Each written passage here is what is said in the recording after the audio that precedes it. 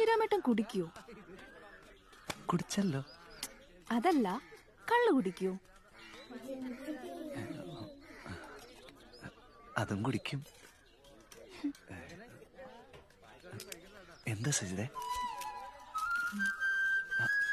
കുടിയെന്ന് പറഞ്ഞ അങ്ങനെ എപ്പോഴൊന്നുമില്ല, വല്ലപ്പോഴും.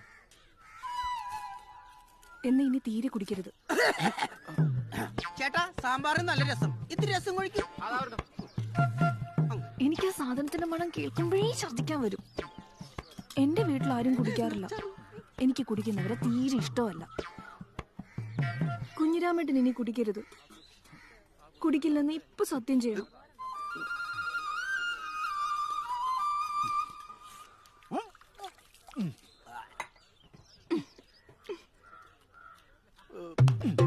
ഞാനിനി കുടിക്കില്ല.